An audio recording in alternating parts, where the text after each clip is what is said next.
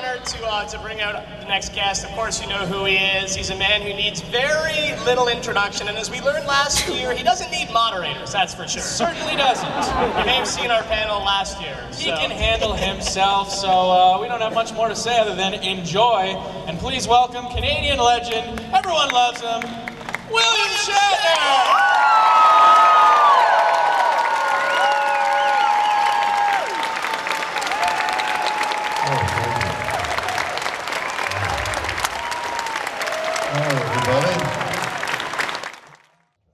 And I went around the world, really, to visit with them and talk to them, and I established traits that the captains have, adventures that happen to them all, and things that they have in common, and things that are disparate. And it turned out to be a beautiful documentary that I'm terribly proud of, and something that's gotten great notices and a lot of attention, and I know you'll love it. Find it. It's called The Captains.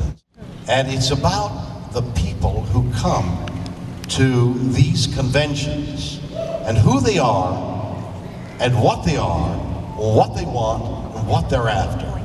Now, I wrote a book some years ago called Get a Life. And we all had fun with that, because in the book I went and discovered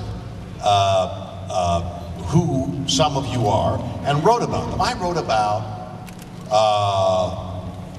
a kid who was abnormally shy. He couldn't speak except when he had his cat dressed up as Captain Kirk. Now, you know, it's funny, and yet how meaningful that is. He overcame his shyness by being able to show his cat and say, you know, say meow like Captain Kirk or something. You know, whatever he was doing made him brave enough to be social, and he began to overcome his shyness by having that. I interviewed a girl who had multiple personalities, all of them from Star Trek. It was the most amazing thing. So these voices would come out of her. Now, whether she was faking or not, I don't know. She was very good, and I flew to Dallas to interview her and got her story for the book. So I was aware, when I wrote Get a Life, that the people who come to conventions are here not just really to see people like me, the celebrities, but to see each other and to participate in this is too narrow to walk up and down. I want to fall off the stage, which will be amusing once, but then it doesn't lead itself to multiple. I can't do this more than once, so I'm going to stay ready. So I'm aware of why most of you are here, because I wrote this book. What I didn't know, and what I discovered 2 weeks ago, shooting at the big Star Trek, the biggest Star Trek convention ever. 20,000 people attended it, and I was running around shooting personal stories and events and people and trying to find a story.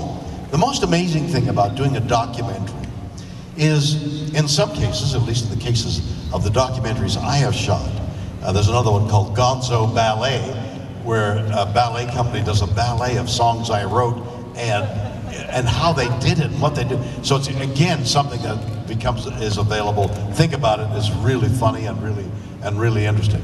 But what I'm discovering is that in making a documentary, you don't know what it's about when you begin. And with the captains, I didn't know what I was doing. I'd flown to England on Canadian manufactured light airplane or corporation jet from Bombardier. Bombardier lent me a jet. Great company. The CEO lent me the plane, the budget for which would have cost more than our whole budget for the movie, because he became an aeronautical engineer because of Star Trek.